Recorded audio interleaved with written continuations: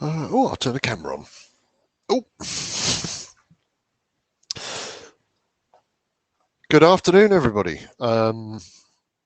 It's 2000 hours UTC. Your local time may vary. And this is the IETF-DTN Working Group virtual interim meeting for May 2021. I'm Rick. Many of you probably know me. Ed is my co-chair. And I think we should make a start. Can you all hear me? I have spoken to Oscar already, so I'm assuming this is working. Yep, you're coming through good for me. Excellent. In which case, I shall go through the slides we've got for starting with the agenda. So most importantly, the session is being recorded, and here are the links to the agenda, the participant guide for those who haven't participated in an interim meeting or an IETF meeting at all. There's some important information about IPR concerns on there, but I will get on to that. And it's slightly ironic to show the technical assistance link inside the environment which you might be having difficulty connecting to, but I thought it might be convenient. So as this is a IETF meeting, it is covered under the note well. If you have not read the note well before or unfamiliar with it, I thoroughly recommend you read it. It has important information to state about IPR disclosures, which is obviously a concern to people. If you are familiar with the note well, here is a copy of it. I suggest you stay abreast of any changes. I'm not aware of any recent changes, but there it is. Please make sure you read and understand the content. So our agenda has formatted poorly when this got converted into a PDF, for which I can only apologize. Yeah, that's formatted really badly. I'm sorry about that. So I will be, Ed and I will just be doing a bit of admin at the beginning, which I'm doing at the moment. Then we have split the session into two halves. The first half is a discussion of the working group rechartering. And hopefully a chance to workshop through some of the proposed text we have to try and achieve a consensus from the working group in terms of some text we're all happy with, which outlines the topics we wish to work on in the next iteration of this working group, if at all. So we've set aside an hour for that with a bit of introduction followed by some collaborative time. It may take less than an hour. I don't really want it to run longer than an hour, so we'll probably draw a hard line at 1 hour.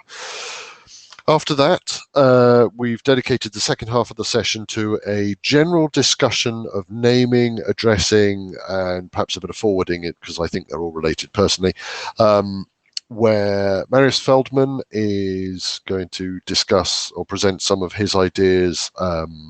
I've pre-read his slides, and I think they're a really nice overview of some thoughts about naming and addressing, which is great. I've got another quarter of an hour piece after that where I'm going to present some basic frameworks. And then, as has dropped off the bottom of the screen, and I can only apologize for that, we've set aside another 20 minutes for general discussion, arguing, heated debate, and hand-waving, because that's sort of the point of this interim, is to give us a chance to discuss through some of the ideas and see if there is any consensus about how we understand naming and addressing in a delay tolerant networking to work. And then of course there is a 10-minute standard any other business open mic at the end of the session, which we hopefully will, or hopefully won't be needed for any other business, but and also can be consumed as any Slack. We have a hard cut off at 2 hours because frankly in Europe it gets quite late, and also I think Meet Echo turn us off after 2 hours. There may be 5 minutes of extra time, but we could do with some meeting bounds. So administrivia. Meet Echo, since I wrote these slides, actually has got quite good, but of course this is the internet. Things do occasionally take a moment to get from your button click to the server in some part of the cloud somewhere and to everyone else. So just be a little bit patient when you're clicking your buttons like mad. Adam is our secretary, and is going to be taking minutes, but of course we will be using the integrated CodeMD, which is a collaborative editing tool. So please keep an eye on that and help him correct things like your name.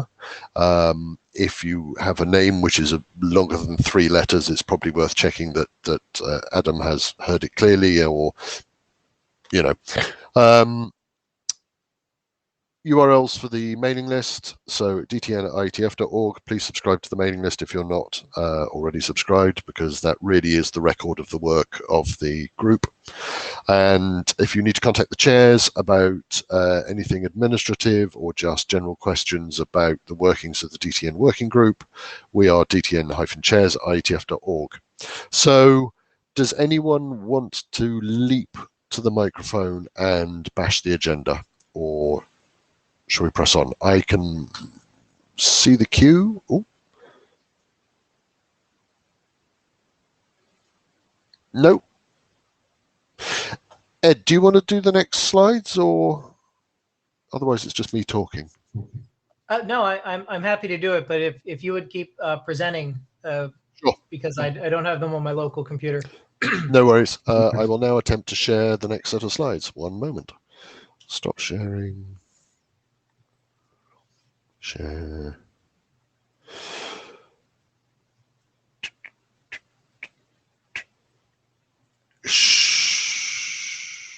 Should be is. Yes, Yep. I can see them. Okay. Hi, I am either Rick or Ed, and that's the other one. But yeah, so we wanted to put together a couple of slides that just framed the discussion of the rechartering of the DTN working group and the charter that we are coming from. So if we go to the next slide. So as hopefully many of you are aware, we really have gotten through just about all of the initial work items and all of the significant work items that are in the current charter. So in order for us to proceed with really a large backlog of information and ideas and new challenges to tackle, we need to be working under the auspices of a charter. That is what converges our work and makes sure that we are aligned and agreed with the area director and the IESG, and that we're doing the work in the appropriate order.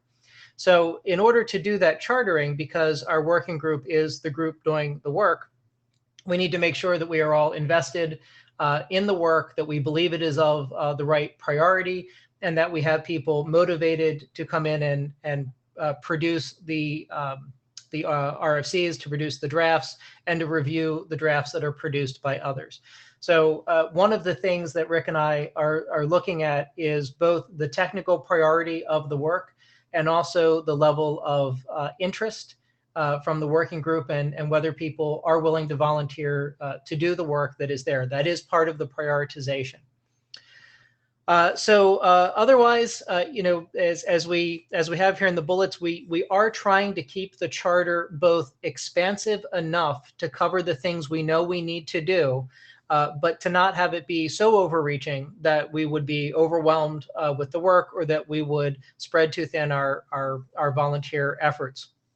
And so generally, we have some ideas as to what needs to go in. This interim meeting is to help, refine that and then reduce it to that set of working documents, so that we can go and take it to the IESG in a way that is defensible as being enough to advance what we need to advance, but not so much that we would exhaust the interest and abilities within the working group.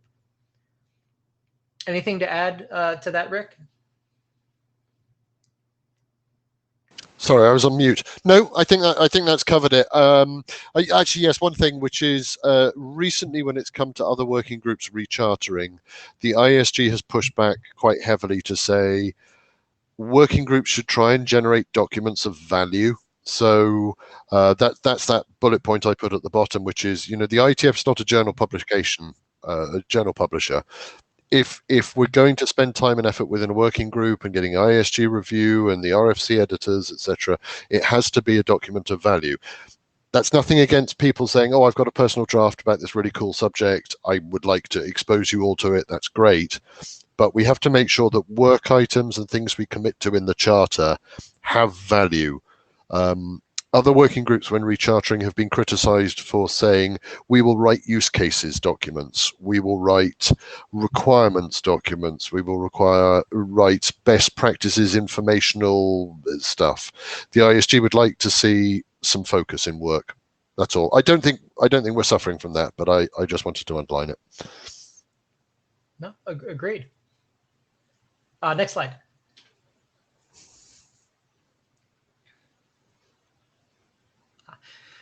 So I will not read the current charter. I know that we have it, but essentially what we wanted to accomplish in that charter was going back through and taking some of the work out of the IRTF, applying lessons learned to those critical pieces, the transport protocol, bundle protocol, security protocol associated with it, convergence layers, and so on.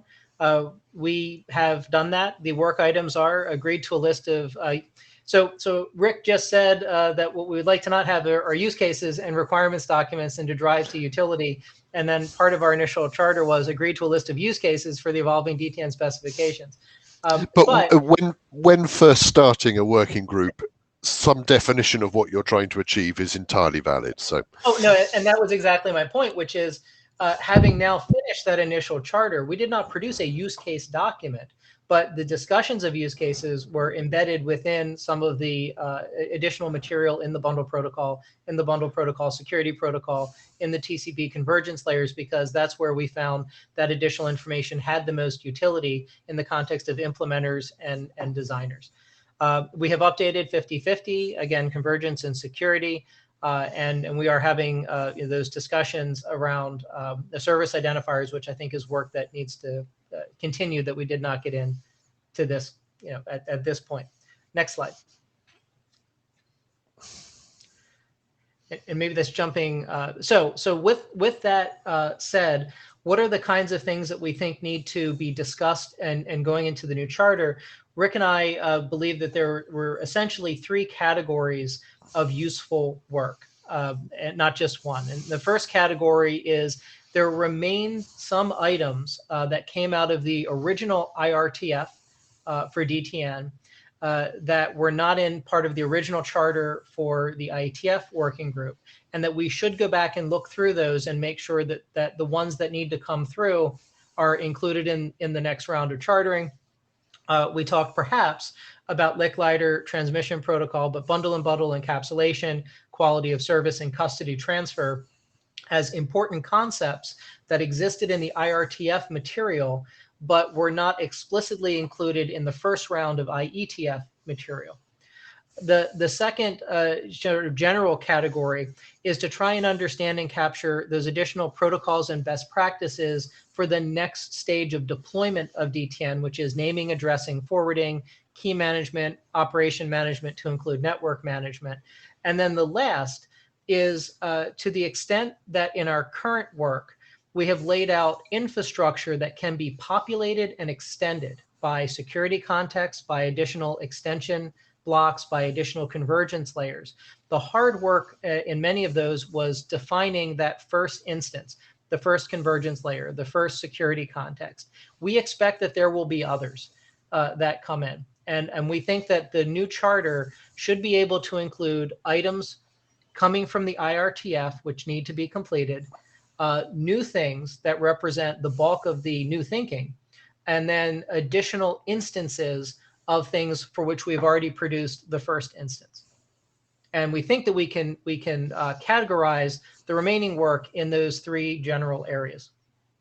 Rick, any comments for that? Yeah, I want to add one comment, which is sort of wrapped up in the second category, which is the operations administration and management side of it.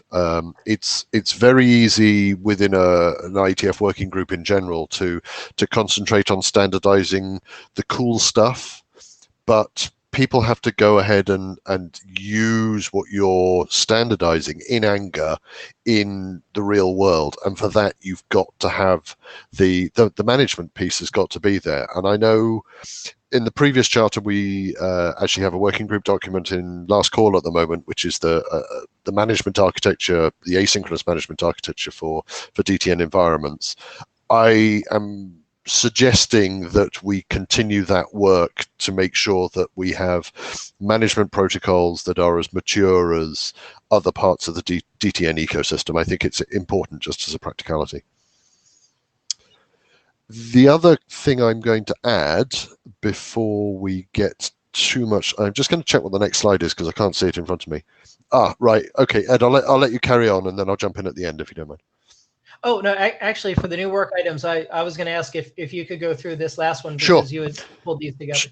Yeah, so all I did on this slide really was to try and build a table which matched the various items we had included in the categorization examples, and see if we had a personal draft, or none of these are working group documents, but a personal draft that had been submitted recently into the IETF group, not necessarily the IRTF, which covered any of the work items we were suggesting, just to give us an indication of whether there is active interest in doing this work. And again, I have picked one document when there are many. For example, I know asynchronous management actually has several drafts associated with it. I believe the bundle and bundle encapsulation has several, but mostly because the names have changed around and things like that. So this is just saying, look, there is a document that's already, some of these have expired, but it's been within the last 18 months that these things have expired. These aren't 2012 documents. So this should give us a sort of snapshot on a page to show interest in doing the work. My apologies to Scott Burley, who is the champion of custody transfer. I couldn't actually find a recent draft explicitly addressing custody transfer. I think it's alluded to in the extended class of service draft along with quality of service. I think the two get sort of concatenated in one draft there. But what I find interesting from this is the gaps. So there is no existing draft which tackles naming, addressing, and forwarding. And that is interesting because we proposed some of these items at IETF 110, the last IETF meeting, and there's been some discussion on the list between then and now. And everyone seems fairly sure that naming and addressing is a really obvious thing we ought to be working on. And nobody has suggested anything yet. Read into that what you like. New extension blocks. I couldn't find any examples of any that weren't actually more specialized in terms of bundle and bundle encapsulation. No, quality of service indicator obviously introduces a new extension block, so it's a bit of a dodgy categorization. It's a table for effect rather than deep analysis. That's all I'll add to that slide, Ed. Okay, and I think we have Scott in the queue. Go ahead, Scott. Only to say that the reason we weren't finding a document for custody transfer is that it is included in the bundle and bundle encapsulation specification. Of course, yeah, yep, of course. I'm going to be really cheeky because Martin Duke is in the audience and he is unfortunately our current AD. Yeah, Mark, I spot you in the queue. I'm going to ask Martin to join the queue if he doesn't mind, because our current AD's ahead, unfortunately, is not well, and Martin is covering for him, and I want to ask a couple of questions of Martin. But go ahead first, Mark.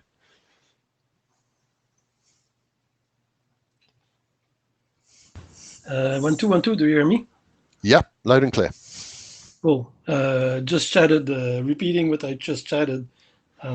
There's also the registry of service identifiers that was in the original charter, and I know I have to publish it. I promise it, and I will. And I as a shorthand, I sort of folded that into naming and addressing because a service identifier is a sort of address and so on. I am very aware that you have previous work that you're refreshing and continuing. So yeah, absolutely.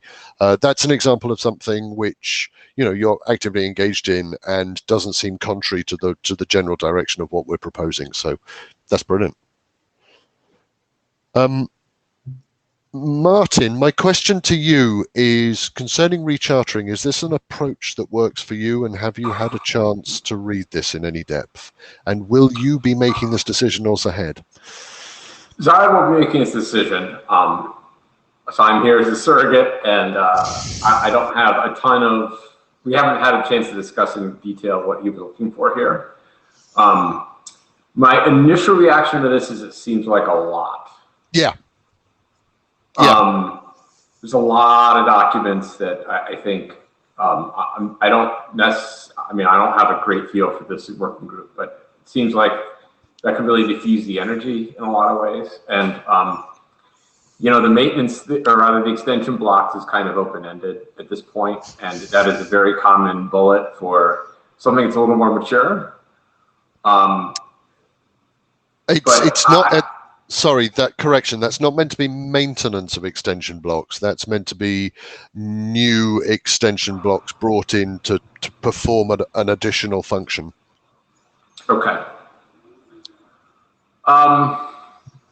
Right. Okay. Yes. I'm sorry. I probably didn't use the right word, but the sort of like generalized, we'll write drafts for good ideas. That's kind of a we'll write drafts for good ideas bullet, which is like typically something you'll see in a somewhat more mature protocol where you're kind of at that point.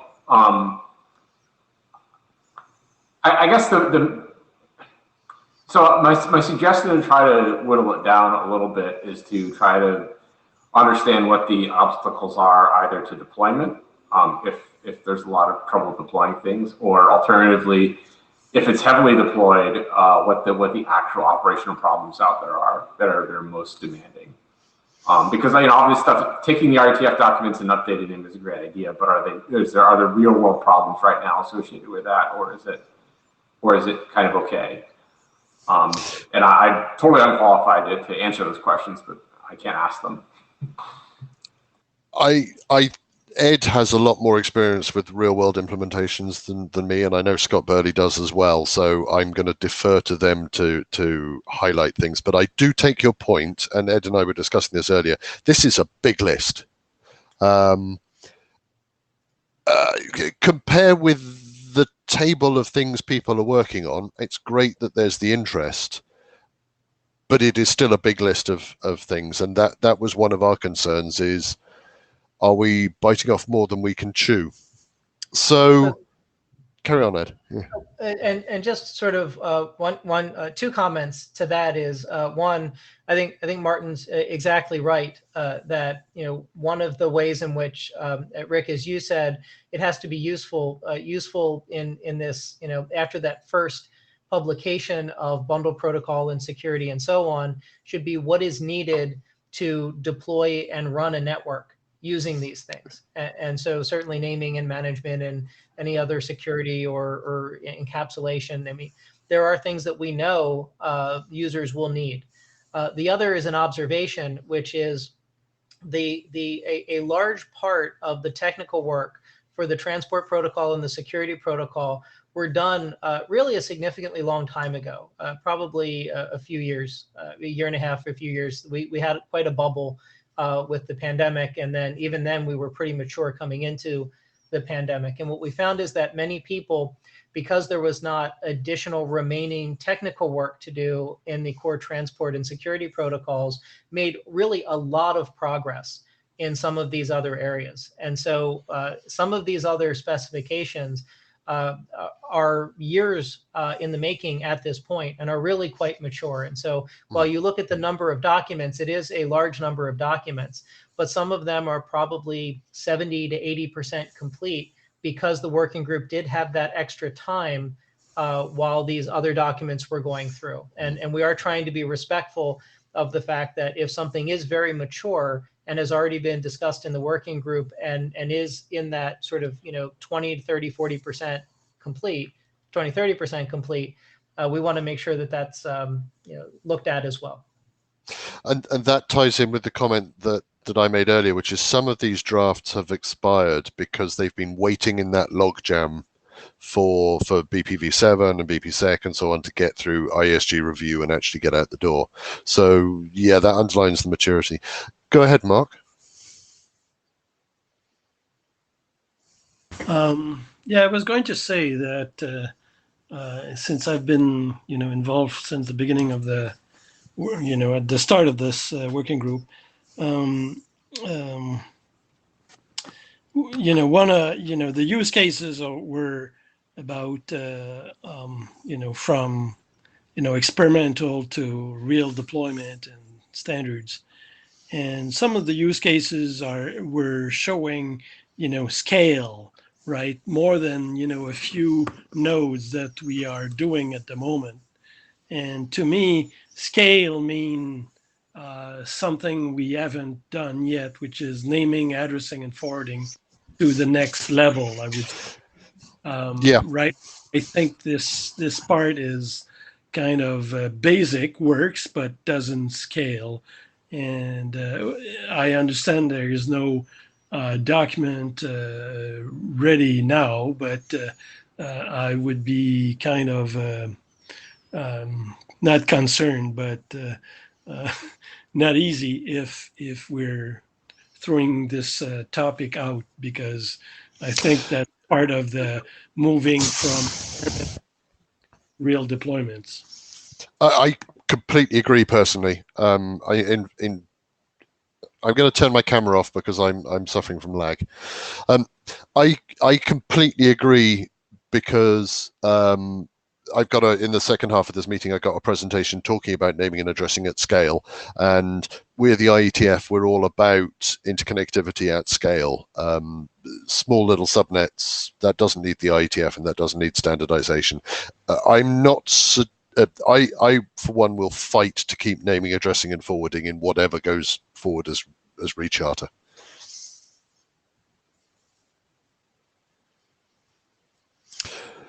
So what we were proposing to do was to switch to CodeMD and to attempt to bash out an update to the proposed charter on script at charter.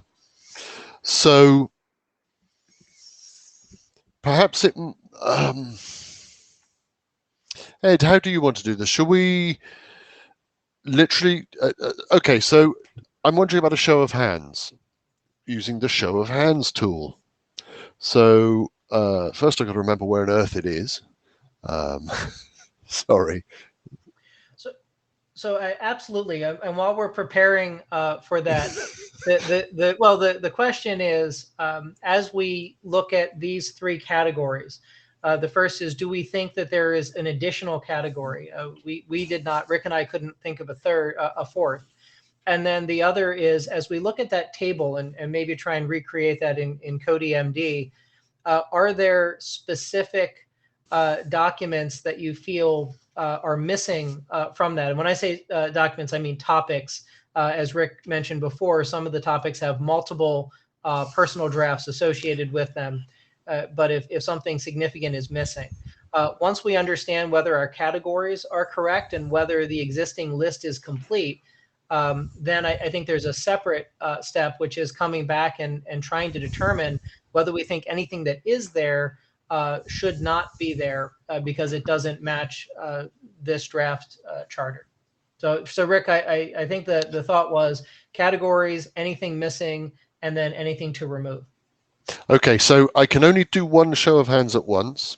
And so I have kicked off a question entitled, do you think there is an additional category of work items that we have missed? Raise hand means yes. So I'll just give that a moment to see what trickles through. Adam, you're in the queue. Would you like to say something while people work out how to click the buttons? It is not me, it is Stu Cardis. He is with me. Ah, okay. So I don't know whether we've missed a category or not, because I'm not sure what the scope of the second bullet is on naming. Does naming need to be naming only nodes and interfaces, or can naming also be the naming of information in the information-centric networking sense? I don't think that bullet defines it in the slightest, and I would consider that to be a sort of follow-on discussion. As far as I had read the feeling of the working group was, we know how to format a name, but not much else.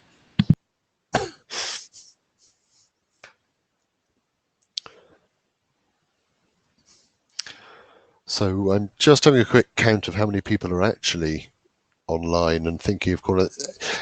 Ed, would you like to try and summarize your second question in the show of hand tools? I think I'm going to end the session on this one because couple of seconds. I'm going to click end session soon. So if you're keen, press your button now. So we have 13 unraised hands and one raised hand. So maybe we just give it 1 second and then see if anyone would like to come to the queue and let us know if they do think something is missing as a category. Yep.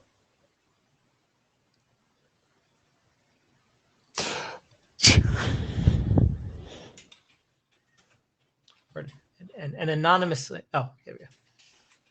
I think it is Ron, but I don't know how to put him from the queue forward. I think you can just speak. Oh, okay. Oh, hi there. Yeah. Hi, Ronald. Unless I was nodding off and missed it, I don't think I saw neighbor discovery.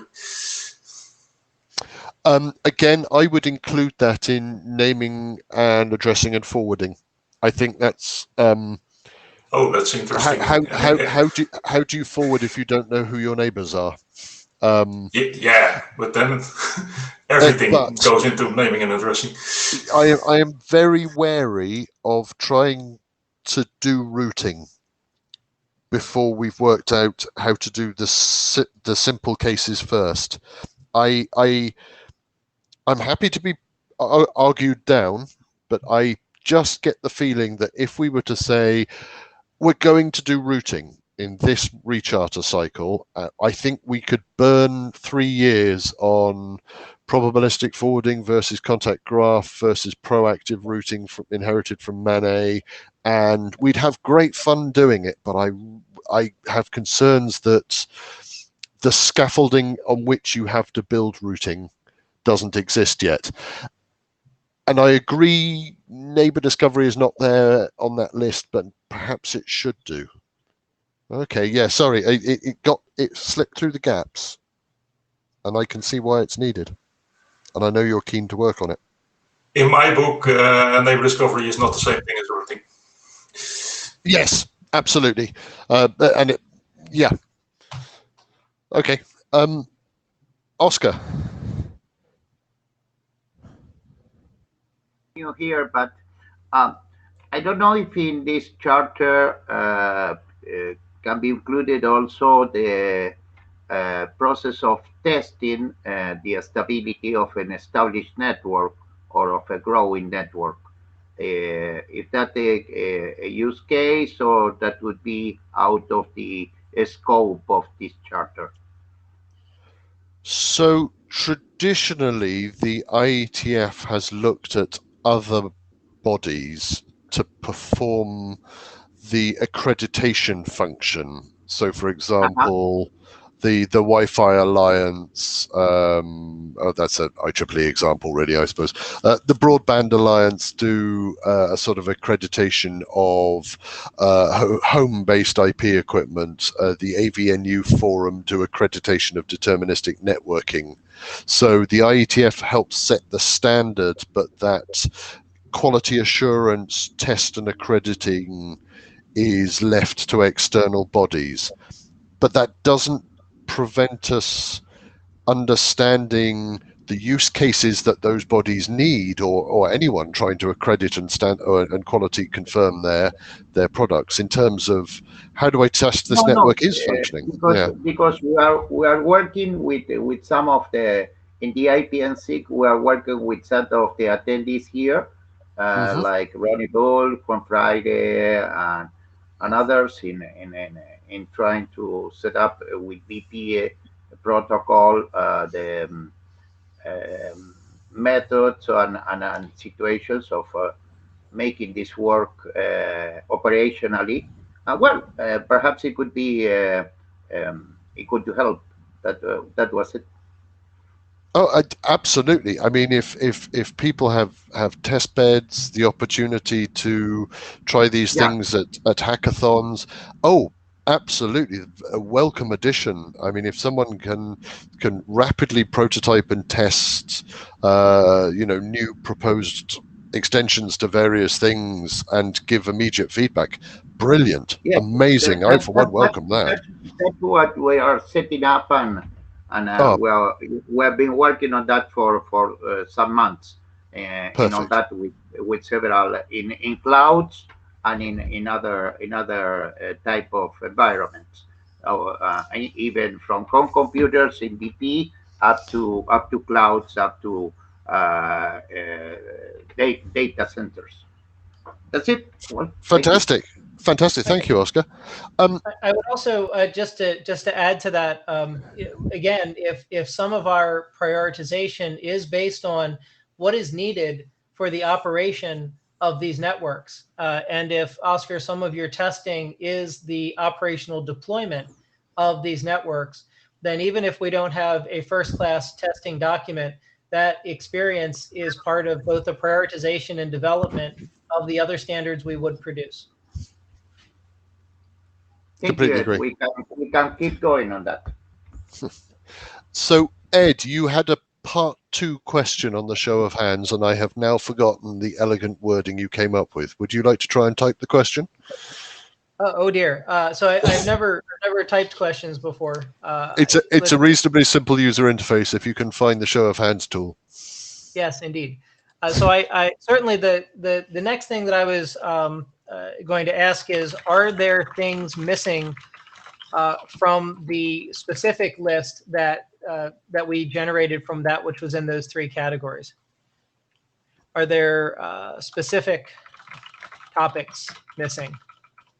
So noted from Ronald, neighbor discovery is missing, and I agree with him that actually it's important. So excluding neighbor discovery, because we've already agreed that that is missing.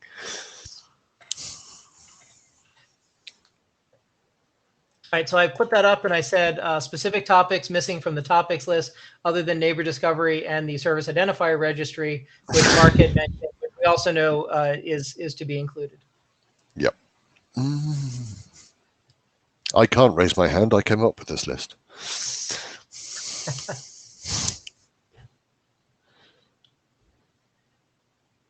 So we got about 14 last time, so I shall wait for the numbers to get up something reasonable.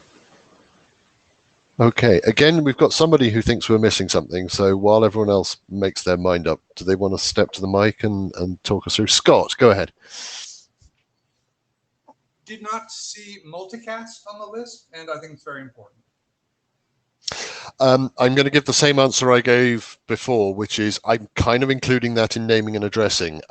As BP7 defines an endpoint as unicast and or multicast, I consider that part of it's a name which is used by multiple destinations, and somehow we've got to work out how to get it there.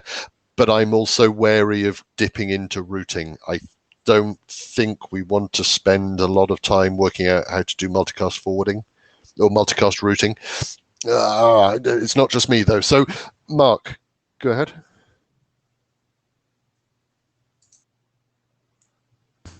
Dear Rick, I'm getting concerned that we're putting a lot of stuff into the.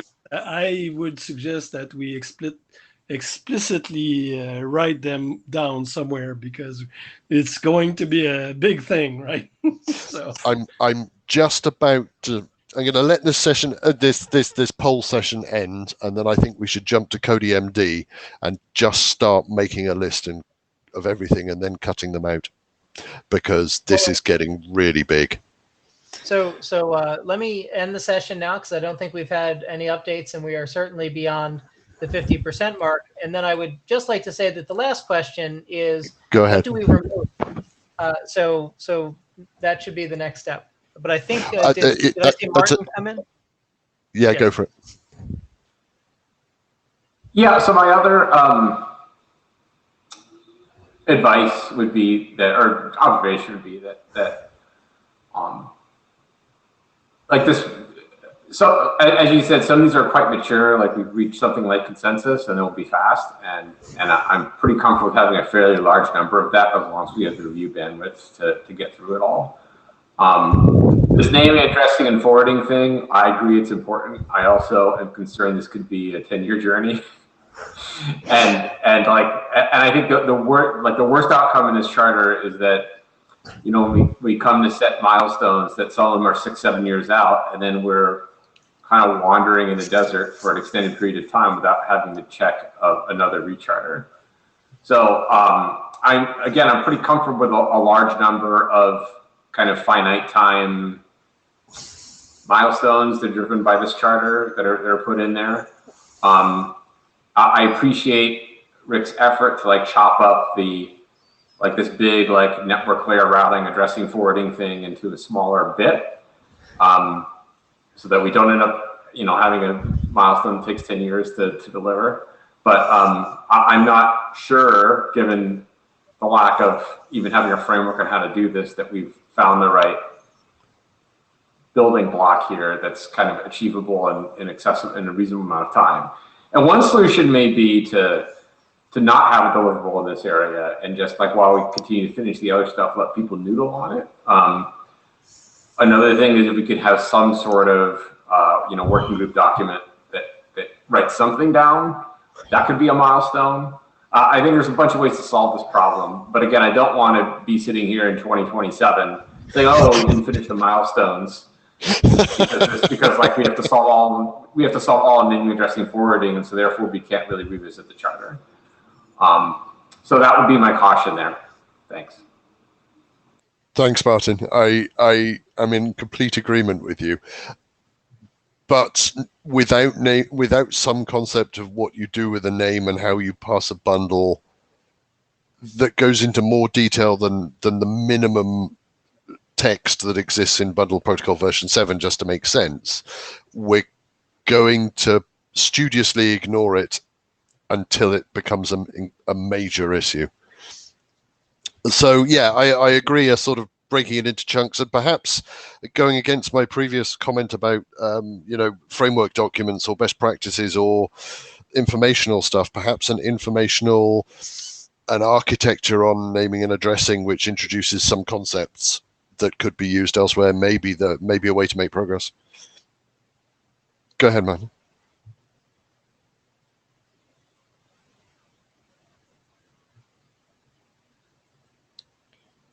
You're still in the queue, Martin. Is that where you want to be? No. Have a response and question instead of like, yeah. What did I just say to nobody? Oh yeah, so I don't want my comments to be construed as we shouldn't work on this. I think we should work on it. Clearly, it needs a lot of initial work. I just don't want to set up the expectation that under this charter we will necessarily solve this entire problem. Unless if I understand the level of challenge that we're facing here. If it's easier than I think, then that's a different matter. Just to chime in to agree, I actually think it's large and multifaceted.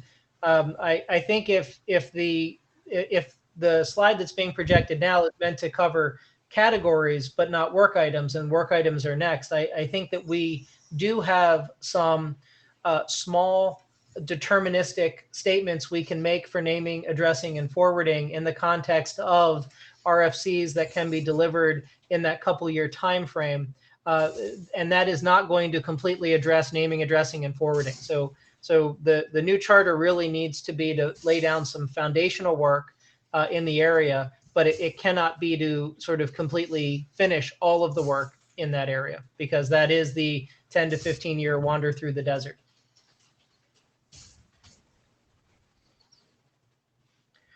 But if we look at what is going to be an impediment to implementation and operational deployment, there are some things we know that we can identify in the short term that would be a big help.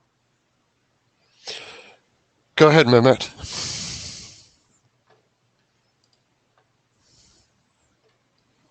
Their suggestion is we do have some items in that list that are fairly well defined.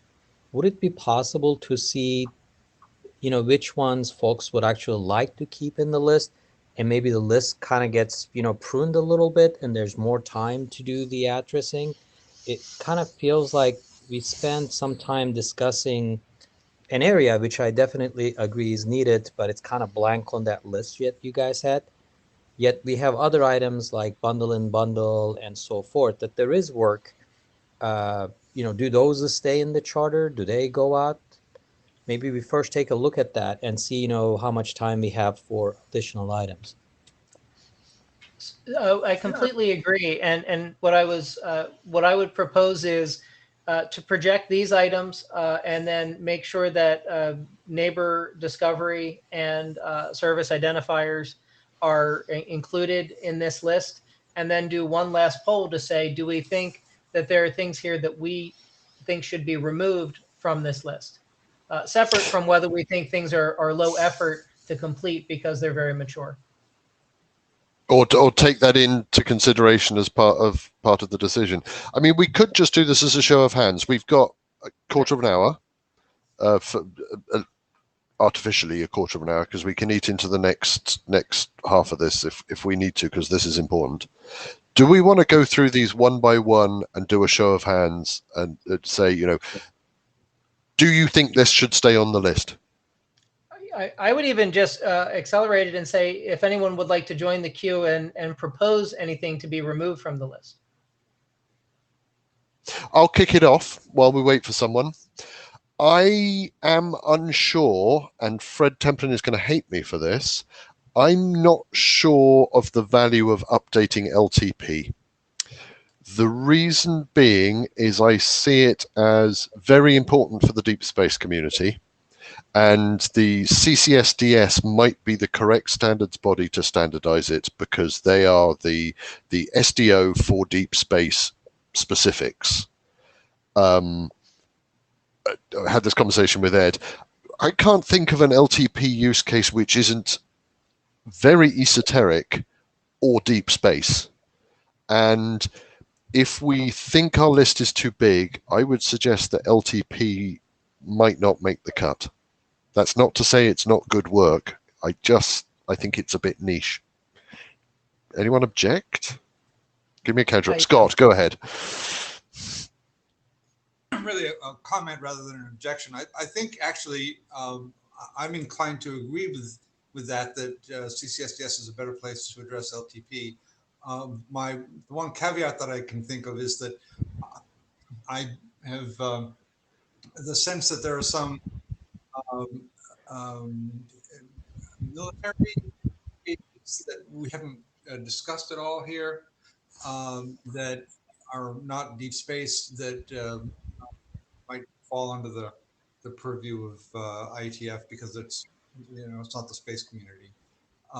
That said, I'm not at all convinced that is a sufficient reason to retain it in the list. So my question to that is, one, a comment. I agree that if we could find areas where CCSDS was advancing standards that we could in IETF point to, that is a good way of distributing that work. Do you feel that the standard, the mechanism or the way in which LTP fragmentation would be accomplished would be significantly different if it happened in CCSDS without some of those other parties as part of the discussion? I think I think the result would be more or less the same, regardless of whether the work were done in CCSDS or IETF. It seems to me advantageous to put it on a parallel path and have it done in the other organization and then potentially adopted within IETF. I mean, there's nothing wrong with that model. I mean, if somebody comes forwards or a group of people come in or an SDO comes in and says, I've got a very mature document that I'm willing to work hard to get polished, there's not miles off the charter. There's not a problem with someone working on it.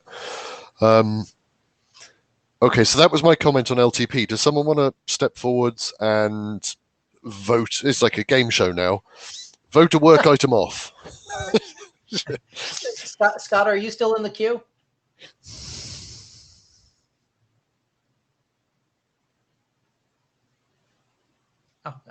So my question is bundle and bundle encapsulation and custody transfer the same thing now, so that we do not need custody transfer because we have bundle and bundle encapsulation?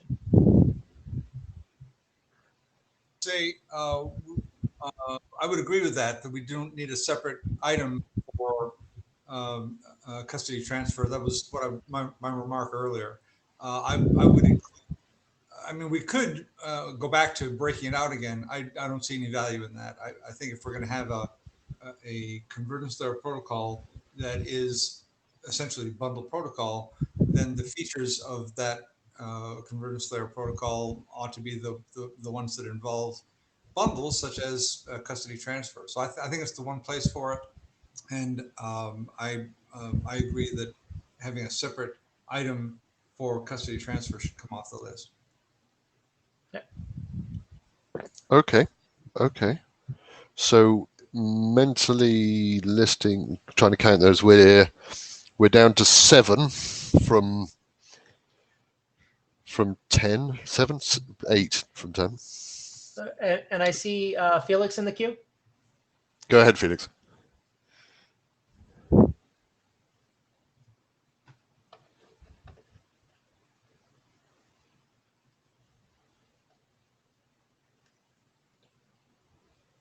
May still be on mute, Felix. Hear me now? Yes. Great.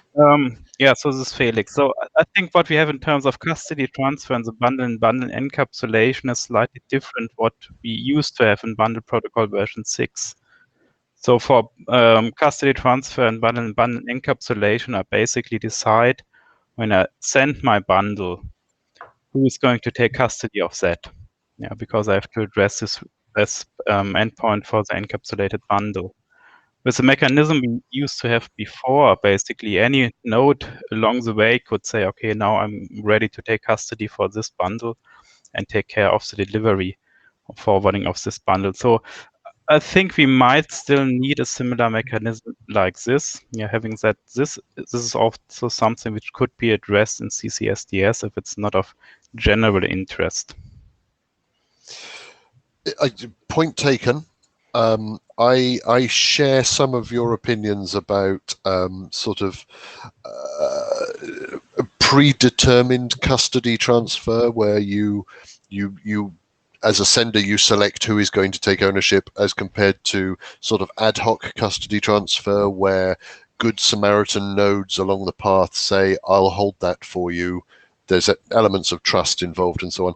I wonder whether that we should possibly say, let's defer that work to the next rechartering, because I think it needs more supporting technology that we haven't got yet. But I agree that it's different from BP6. Yeah, I agree with that. But it could also turn out that we could have a general custody transfer mechanism which would be used in the bundle and bundle encapsulation. Yeah, so we should be careful not to now put a certain mechanism in the bundle and bundle encapsulation and then have something else which could have been used as part of this as well. So I'm going to turn it round on you, Felix, and say I know you've done some analysis on bundle and bundle for custody transfer for BP6 and for BP7. I think there's interest in doing it in this working group. Are you willing to help us get it right? I would hope so. Yeah, it's certainly a feature we are looking into. Yeah, and we would like to see something in BPv7. Okay, thank you. Ed, I spoke over you. So I was going to come back and say, from a work item perspective, I think bundle and bundle encapsulation is needed in the recharter. I'm trying to understand whether if CCSDS is able to, in a parallel way, look at custody acceptance mechanisms, whether that manifests in the IETF as the update to BibE as opposed to its own custody work item. So I'm still trying to understand whether in the charter, bundle and bundle encapsulation is the most recent thing to speak to custody transfer. And if we need other mechanisms, they can come later in a different recharter. I will add a second point to that, which is I believe bundle and bundle encapsulation has its uses ignoring custody transfer for security tunneling effectively. So bundle and bundle encapsulation without custody transfer is a thing I have an interest in. Sure. So that's absolutely built into the design in the last internet draft. There are I think a fairly wide range of use cases for bundle and bundle encapsulation, both with and without invoking custody transfer. The sort of Good Samaritan model of custody transfer that we had in BPv6, I see the appeal. Implementation experience has not been encouraging, so I'm not a fan of that. But if we need to discuss it, then I think maybe a discussion of that topic could happen in the course of working on the bundle and bundle encapsulation / custody transfer. And if it looks like there's something practical that needs to happen there, then maybe we could just break it out rather than have a separate item for it now. Okay. Right. I'm going to try and draw a line under the custody transfer piece. I can't see the queue. I'm looking at the slides. Go ahead, Mehmet. But you're drawing end of the queue is you. I wasn't going to downvote anything, but I do agree with you and Scott that I really would like to see bundle and bundle encapsulation in the keep list. I'm more than happy to volunteer to work on it in any capacity, and doing it in a way that does not include custody transfer is very important for security. But we could potentially have some material that reaches into that, as well as, you know, if the group is kind of willing to figure that out. So maybe first we have a chapter of custody transfer in there, and then further it actually grows out of that. I think that's a pragmatic approach. I like that. I think everyone's roughly in favor of definitely bundle and bundle, and custody transfer seems like a subject that's close to people's hearts and there's interest. So I'm just going to leave those on the stay in list. Whether custody becomes a kind of stretch goal and we don't get too caught up in trying to deliver it, but definitely bundle and bundle. So I'm going to just, because I'm watching the clock, but this is important. Additional security contexts. So I know Brian Cepos is doing great work on aligning the COSI security context, because we are building DTNs around the CBOR encoding, and COSI is and Carsten is on the call, so he can correct me when I get this completely wrong. The correct way of encapsulating key material and securing CBOR encoded objects. So it makes obvious sense to have some sort of foot over into the COSI way of doing security contexts, which fits into BPSec. But I wonder whether it's worth adding, saying that we're going to work on yet more security contexts, or whether that should be something that national government organizations or other SDOs can go and define for their own purposes using the framework we've already laid out in BPSec. Anyone want to tell me I'm wildly wrong? Go ahead, Carsten. Correct me. No, I'm not correcting you. It's actually, you have to do more work, because COSI gives you a heap of Lego bricks, and that's great for building something, but you still have to do the building. So the flows that you want to use, who actually manages what and signs what, and what does that mean, and so on. That has to come from you and not from COSI. Okay, understood. Go ahead, Scott. I think at this point I would perhaps suggest that there are a lot of things that are going to end up happening in the DTN work, not all of which necessarily need to start off being standardized. That is, I think adopting standards that emerge from use may be a good model for addressing some things that we want to do. And I think security context is an example of that, that somebody will develop one and we'll start using it and it'll turn out to be a big hit, and we need to bring it in and standardize it. I agree with you. So and hence I'm suggesting we don't put a line in the chart in the new charter saying we're going to do one, because let's not commit to doing one, and that doesn't prevent us accepting as a working group item something as you describe. As someone turns up and says, I've got something really cool, it's really popular, it works really well, great. You know, yeah, I think that's a good way forwards. Ed, do you have any comment on that? So I think that security, I know that other standards organizations are looking at security contexts. I'm sure that there are others who are going to work on ones with the idea of bringing them forward later. You know, is there a sort of a concern with working group, you know, focus on this? I think that having a general statement at the high level in the charter that says we can address security items as they come up is not a bad thing to put in.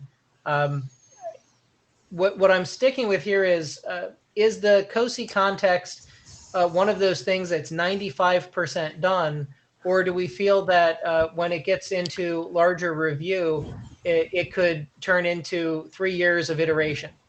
And to Karsten's point, the COSI gives you the Lego bricks, and do we feel that as a community we've reviewed this enough to understand that the overarching flows are understood or not? That to me is the risk of adopting it at this point. Go ahead, Brian. And as Carson said, in defense of adopting it, it really is two parts of this is where you put the COSI information, and the second part is the profile of what do you put in the COSI container. And at the moment, the what do you put is very small and simple, but it does provide that framework. Which is great. And then what I wanted to be careful to say was I'm not suggesting that what you're working on is completely out of scope, because I know you've been working on it fairly extensively, and I have an understanding that it's the thing about a context is it tells you how to do something in rough handfuls, and I know some are more detailed, so which is fine. I wonder whether we should be committing to working on yet more ones after that, or I don't know. It's a difficult question. I'm watching the clock. As a suggestion, I'm going to do a show of hands on this if nobody minds. A quick poll. Do you want to spend another quarter of an hour working through this list of items, or shall we take this to the list? I'll ask it as a single yes/no question. Do you want another 15 minutes discussion on charter items with typos? So if you can just let me know whether you want to continue this any longer. Otherwise, we can switch across to the second half of our agenda, which is Marius Feldman has some interesting points to make about naming and addressing as a topic. I've got a personal proposal about just trying to draw out a framework for discussion for that sort of thing.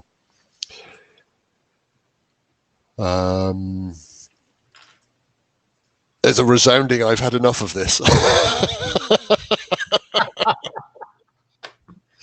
Two people want to keep talking. In which case, the two people who want to keep discussing this, join in the queue and state your piece, please. And then I think we're going to move on to the second half of the presentation, if that's okay. I'm sorry. We will take this to the list. The chairs will amend the text as we've currently got, possibly even just enumerate the work items in a big list, and then we can all have an enormous argument about which ones stay and which ones go. How does that sound? Sounds good to me. Right, I'm going to end that poll because it was fairly resounding as we've finished. Does the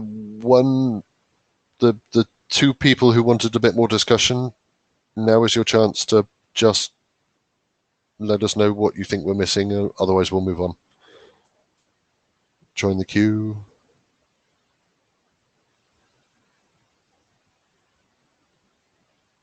No, okay, we'll take it to the list. In which case, thank you for that, guys. We never actually got around to doing any wordsmithing, but I think it was useful discussion. So what we'll do now is we'll switch over to the second half of the session, which is a bit more of a general discussion, perhaps a bit of workshopping, a bit of brainstorming about what we understand as naming and addressing and what we consider to be the challenging issues, what we individually, personally, or publicly are willing to say as, oh no, we fixed this, I have the perfect idea. That's quite a bold statement. Good luck if you want to come out with that. But yeah, you get the gist of it. So first off, Marius Feldman's done a really nice piece on his view of where we ought to be going with naming and addressing. So I will find that. Marius, are you there? Would you like me to present the slides, or do you want to share your own screen? I can share it. Okay, perfect. In which case, it's all yours. I will mute myself.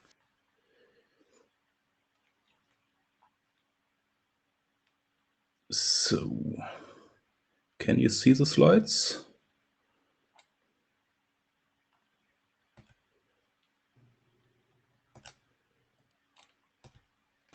Sorry, I was still sharing. I had to stop sharing first. Okay. We see it now. Perfect. So, yeah, it's always a bad thing after somebody else has said that you prepared a very good presentation to then give the presentation. So let's see if it's very good. Yeah, I would like to share some thoughts that we had regarding naming and addressing in DTNs, and we called that presentation Reiner-ish thoughts. So actually, we had a look at Reiner, so the recursive internet network architecture, which is a quite interesting proposal by John Day that, well, maybe well known to some of you.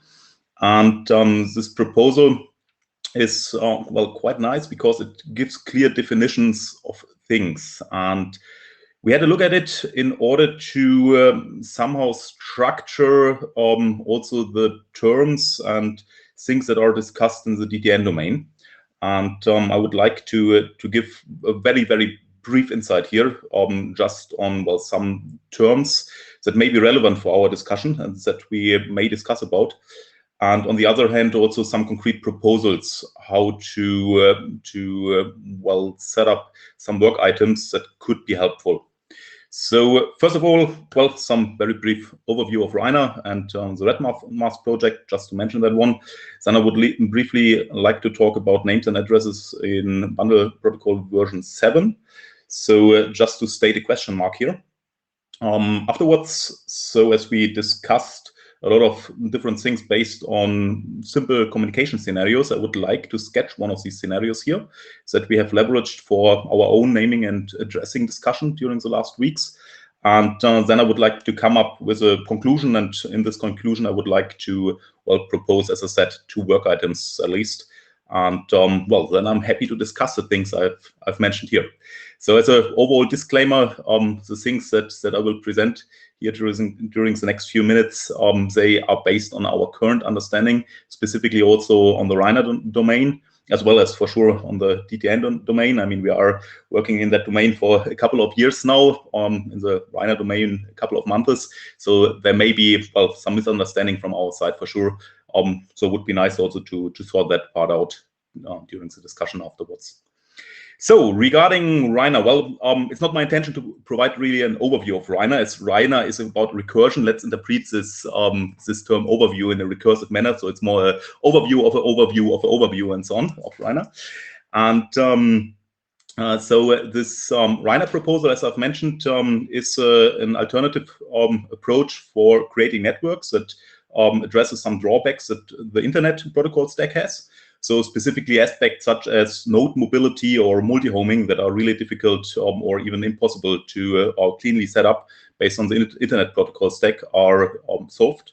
Leveraging Rhina, which is as I said, recursive approach. So where the core idea is that you have a clearly defined very small set of items that can be applied recursively on different layers and could be adapted to different needs based on configuration.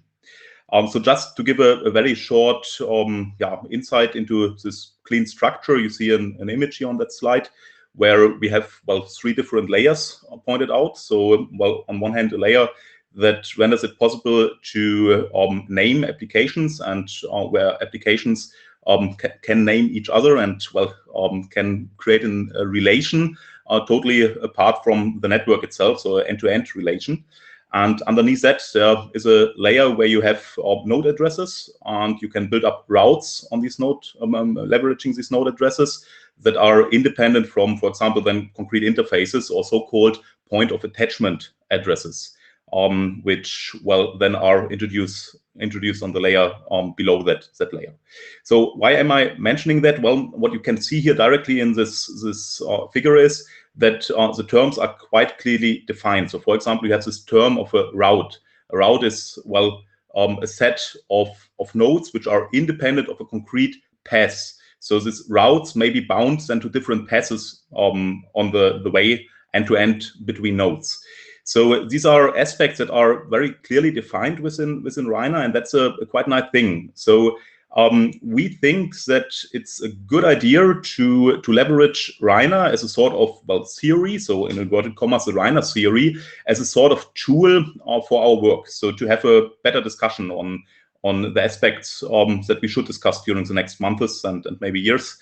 And that, we use this very systematic and structured approach that Rhina applies in order to have more efficient discussions as well. We see some issues, as I will discuss in a second.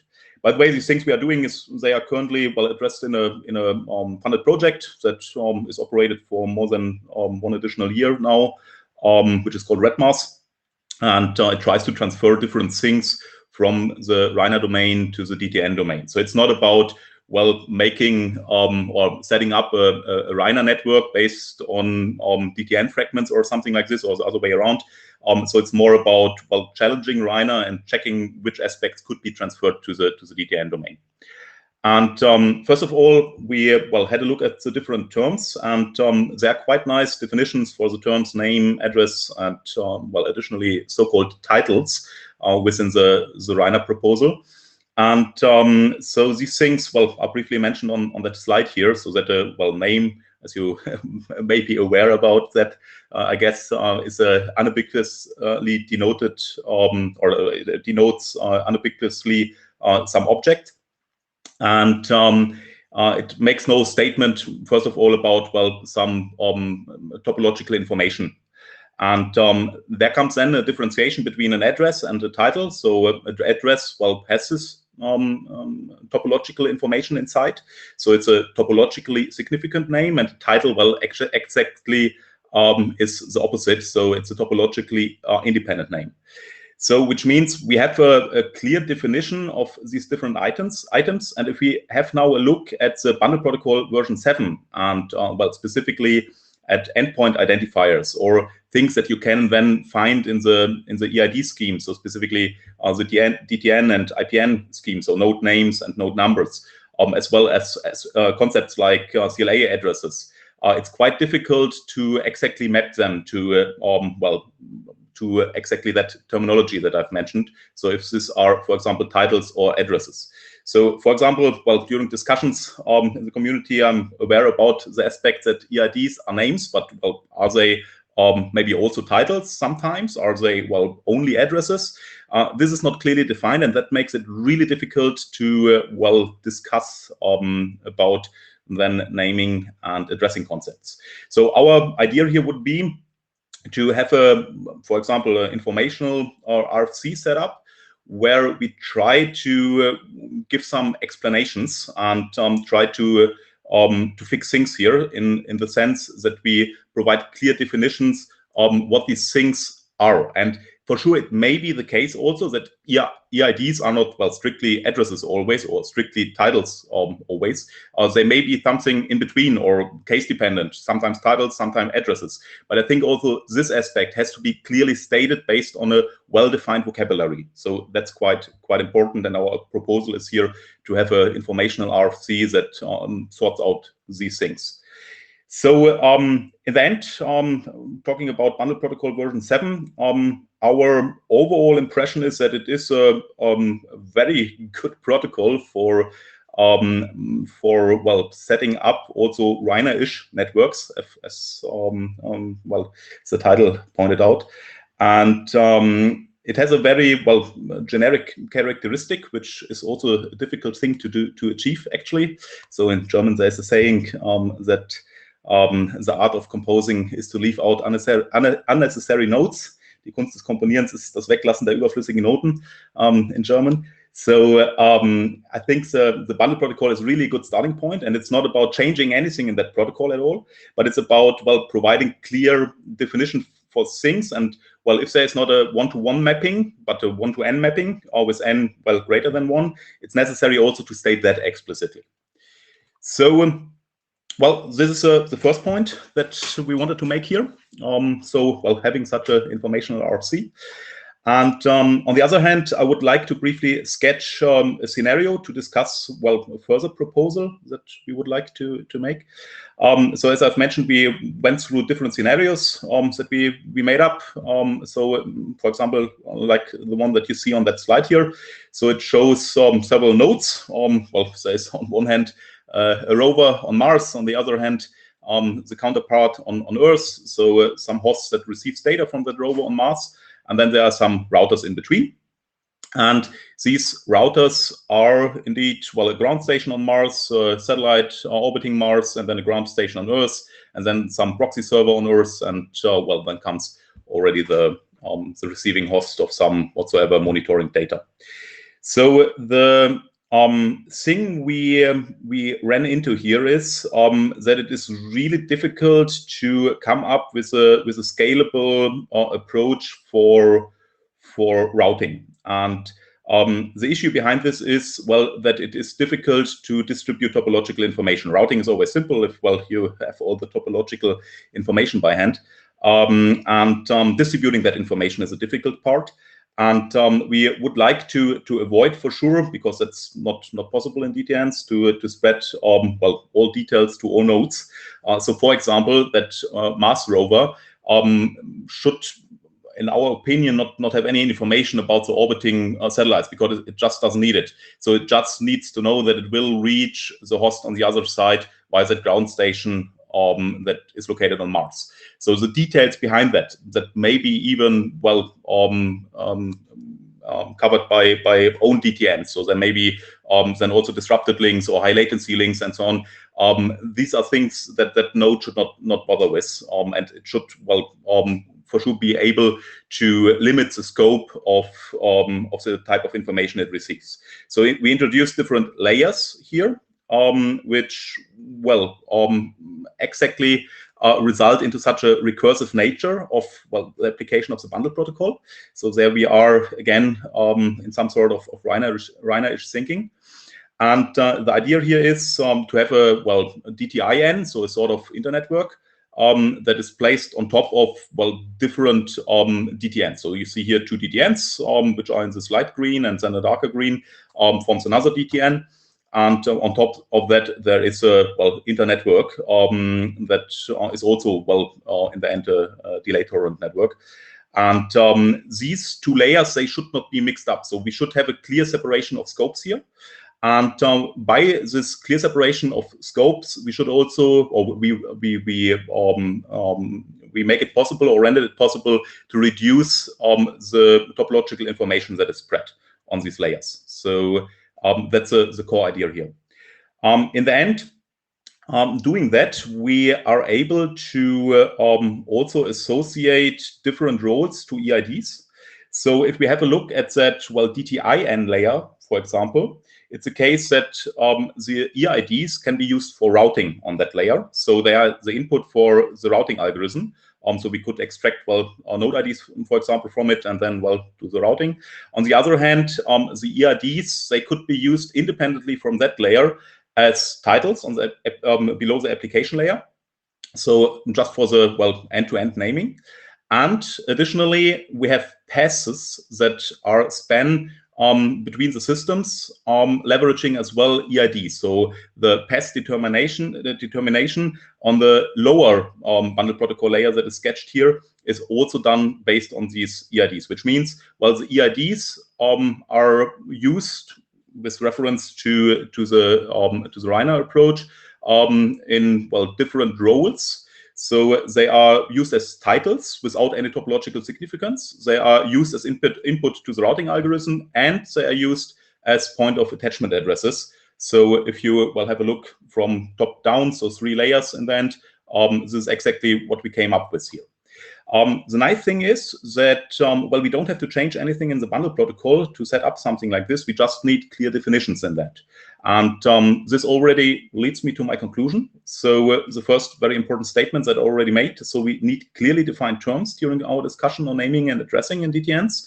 And we would propose that Reiner is a good starting point to come up with some, well, definitions. And we should also make clear statements about the roles of EIDs. So they are used in different roles, as I've just pointed out, and we should make that explicit. And if we then, for example, provide additional EID schemes, we should also point out, well, in which role these EIDs come up in that. By the way, the things that we have just seen, so this scenario as well, it requires bundle-in-bundle encapsulation, which is, I think, a very important feature for the bundle protocol, because that renders it also possible to limit the scope of layers, and that renders it possible to clearly separate layers, which also means to separate the scope of topological information. And well, then there's another proposal that we make. If we, well, come back very briefly to that scenario, there is currently no possibility to store EIDs as a title in the bundle protocol.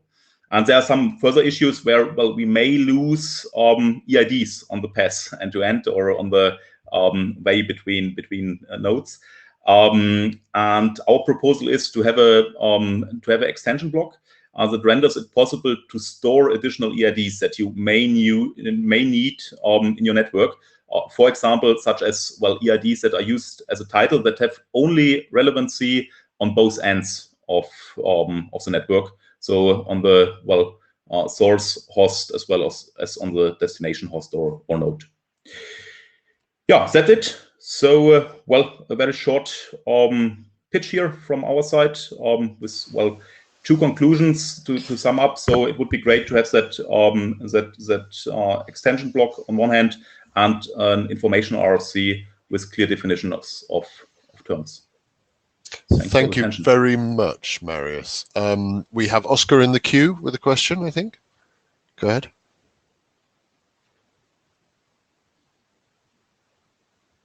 You may be muted, Oscar.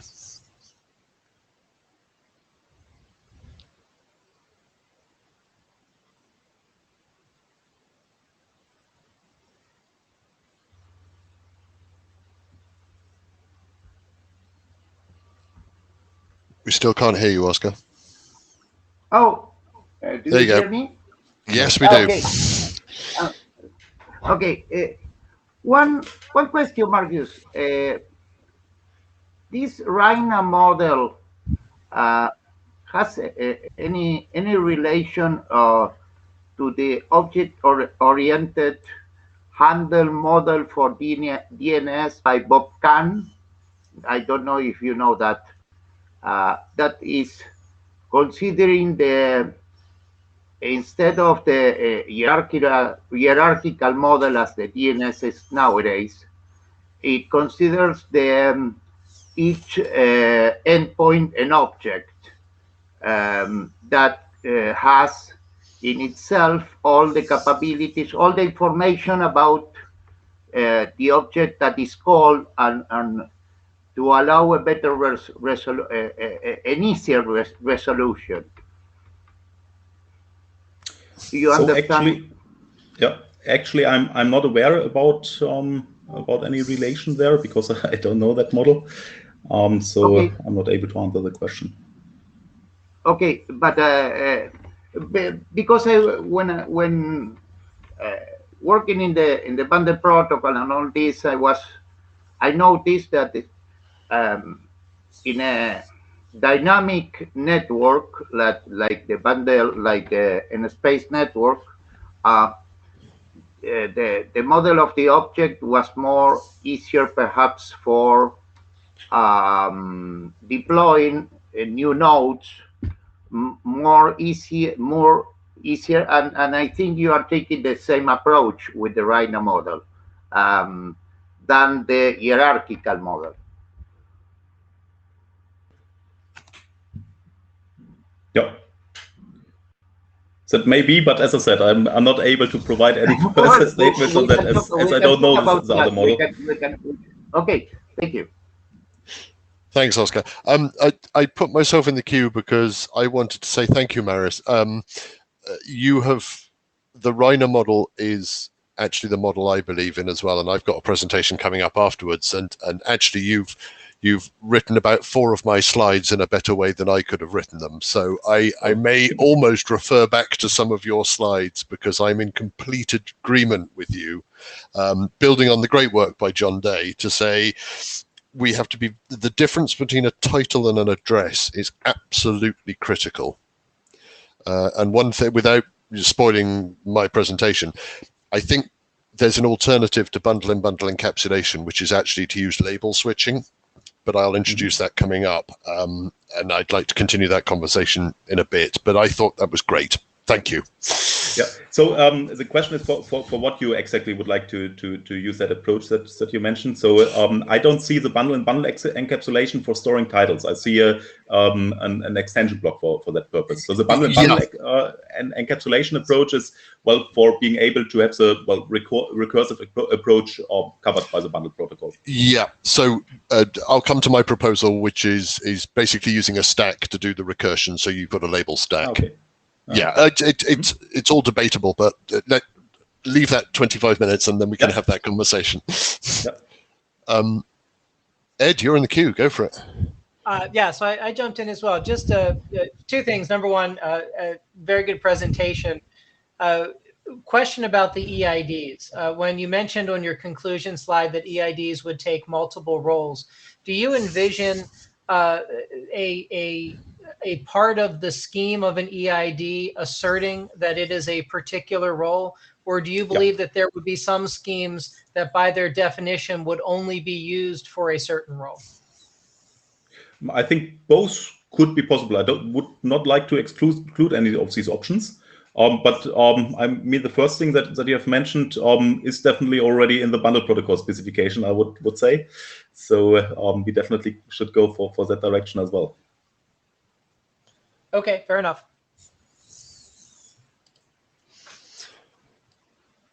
Anyone else in the queue? No. In which case, thank you very much, Marius. Yeah, genuinely, thank you. I thought that was really good.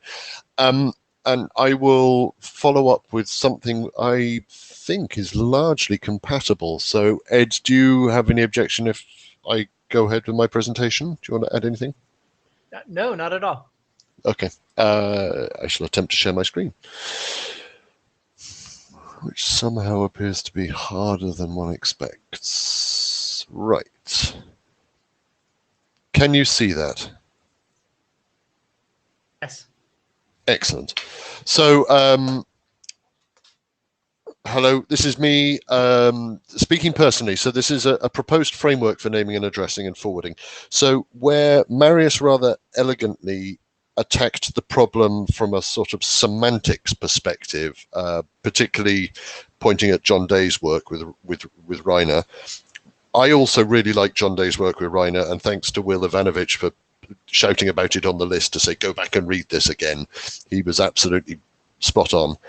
I'm taking more of a functional approach where I am an engineer at heart. So I'm taking my implementation experience on some DTN stuff and also trying to build a sort of a logical, functional set of blocks to tackle the scope of what we're trying to do. So actually that's in my introduction slide. So I have a general concern that naming, addressing and forwarding and routing in DTNs is a very complex topic.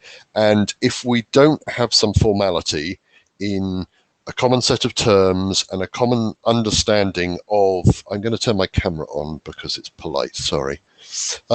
Without a common understanding of what we are all talking about, we can spend too many cycles confusing each other without actually concentrating on the problem. So part of what I'm trying to do here is to propose a framework of common terms and common understanding of basic functions, which we can then start to improve. So first I will attempt to propose such a framework based on my reading of Bundle Protocol version 7. That's not because it's a badly written document, it's because I take several attempts to read everything. Having built that conceptual model, I'm then going to try and address my understanding of where I think we should go with addressing based on some of the steers in Bundle Protocol version 7. And you'll be pleased to hear it's actually quite similar to what Marius has just presented. And I haven't worked with Marius on this, which I think is a good thing in terms of two of us, what do they call it? Emergent evolution, convergent evolution. Seems to show that it's a good idea. So what I'm also, there's a critical point at the bottom, I'm not trying to standardize an implementation of a bundle processing agent here at all. I'm just trying to build a conceptual model that we can use as a framework for discussion. So a couple of quick disclaimers. This is my personal view. I do not have my chair hat on. This is not a steer from the chairs, and this gives me no insight into whatever my employer might be doing, so standard corporate disclaimer. These aren't all my ideas. This is based on several years of discussion with many people on this call at the moment and several others as well. And this is just my distillation of all those conversations. So I'm definitely standing on the shoulders of giants here. Equally, I may not have fully understood what on earth I'm proposing. So if you spot something that is just broken, please run to the mic and tell me I've gone wildly wrong. Equally, I may be stating the blindingly obvious. You might all be sat there going, well, of course, Rick, you're just, welcome to the party. You've only just got there. That's fine. Equally, I may be proposing something which is wildly incompatible to how you think DTN naming, addressing, and forwarding should work, and that's great. Let's have a discussion about this. The point of this is to start a healthy discussion and to really try and get some traction and some progress and some interest in this. And my last point is I make really ugly slides. I'm really sorry. Marius's were very pretty. Mine are black and white. So I'll start off very quickly, and of course these slides can be read at your own pace. Endpoint IDs. What does Bundle Protocol version 7 tell us about endpoint IDs? So they've got a schema and they've got a content. And reading what Bundle Protocol version 7 has to say, the critical point is applications executing somewhere inside the DTN are the receivers of bundles, and receivers can have multiple endpoint IDs. So this is the Reiner model, but also multi-addressing. So you name the thing which receives a bundle has a name. It can have multiple names, but it is the recipient and nothing to do with its connectivity. Second point, endpoint IDs may have 0 or more receivers. So they can be used for multicast. I don't know what 0 receivers means. Does that mean black hole, or is that some sort of, is there an endpoint ID of nowhere? I don't know, but it's an interesting concept and I have nothing against it in principle. I refer to that as the endpoint's multiplicity. So if you've got multiple receivers that desire bundles, then they will join an endpoint. They will name themselves with an endpoint with a multiplicity greater than 1. That is effectively multicast. There's some subtleties there. I'm leaning on some of the information-centric networking concepts and not particularly well either. I apologize. So the other thing Bundle Protocol version 7 tells us is there's these things called node IDs, which are a specialization of an endpoint ID that are explicitly unicast, i.e. the multiplicity is 1, and they name the bundle processing agent application itself. So they're used in places like the origin of this bundle is this bundle processing agent. Delivery status reports should be sent or have been originated from this node ID and sent to that node ID, i.e. the name of the bundle processing application that did it, not the application that's interested in the telemetry data that you are sending around, the actual BPA agent. So Bundle Protocol version 7 defines two schemas, the IPN schema and the DTN schema. Neither of these schemas actually define how to determine the multiplicity of the endpoint ID from the encoding. That's fine. It's just a comment.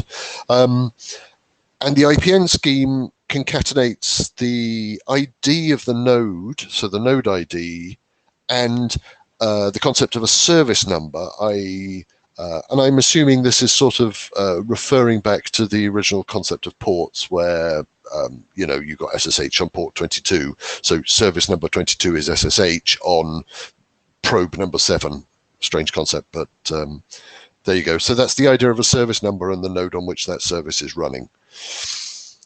But I think the last, my final point is, by defining two naming schemes, Bundle Protocol version 7 is saying, really, there's no requirement for there to be a universal naming scheme or some global hierarchy that must be used by everyone in order to interoperate at scale. So there isn't a central set of DNS root server equivalents. There is no one handing out IPv4 Class A addresses. There is no one selling you top-level domains for a large sum of money or maintaining that, be it IANA's responsibility or be it whatever. Bundle Protocol version 7 makes no statements about that being required, and I read the presence of two schemas with different pros and cons about them as a steer that perhaps it isn't a requirement, and I'm sure I can't see the queue, by the way, so if anyone wants to raise a comment, jump to the queue, and Ed, please interrupt me. I'm expecting Scott to correct me on a couple of these things. So the other thing that Bundle Protocol version 7 introduces, of course, is late binding. So this is absolutely critical. And Scott can explain this in far better detail than me, but fundamentally, the destination of a bundle is not completely resolved by the sender at the point of sending. It should be reevaluated step by step along the path towards the destination using whatever kind of routing algorithms are in play. So Rick? Yes, mate. Just interrupt. So we have Adam and in the queue and Scott as well. Go ahead. I'll take questions now. Yeah, I think Scott was there first, and then Adam. Just to say that the destination of a bundle is fixed at the time it's issued. What is not fixed is its location, and this is the problem that I've had with what I understand so far from Rhina is it, in my mind, it's fairly simple that a name identifies an entity that is going to be sending and receiving bundles, and an address identifies a location in the topology of the network from which that node can directly read a bundle, like it's as if it's in memory, right? It's like the location, the address is like the mailbox, and if you have a mailbox and mail arrives, you just open the mailbox and there it is. So what we're doing with DTN routing is doing what it can to get the bundle into the mailbox that belongs to the node that is identified, node or set of nodes actually, that is identified by the endpoint. And the proximate destinations that we pass through as we go through the path are what we compute step by step in doing the routing. And I'll stop there. Yeah, I completely agree. I should have changed the first line of this slide to say the address of the destination of a bundle is not completely resolved. Yes, thank you for summarizing what I'm trying to say much better than I could. Go ahead, Adam. Actually, Stu again here. Go ahead, Stu. So your last point on the previous slide, which says, you know, we don't need a lingua franca that everybody uses and we don't need a root DNS server, I find intriguing and I think I agree with it, but do we still need a registry of name schema? Yes, we do, and it's defined in IANA. Okay. Can I answer some of that at the very end? Because I go on to address some of these points at the end. Sure. Currently, we have one. Whether it's required or not is maybe an locally administered matter. But don't let me spoil my surprise. Anyway, sorry, Stu. Can I come back to that later on?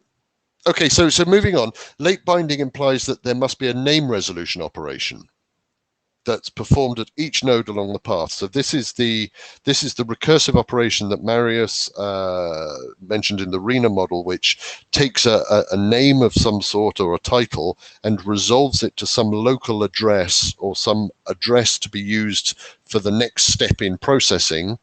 And late binding says this must be done at every step where possible, so that we don't resolve the complete connection graph from source to the destination endpoint at the point of transmission. This is the crux of DTN.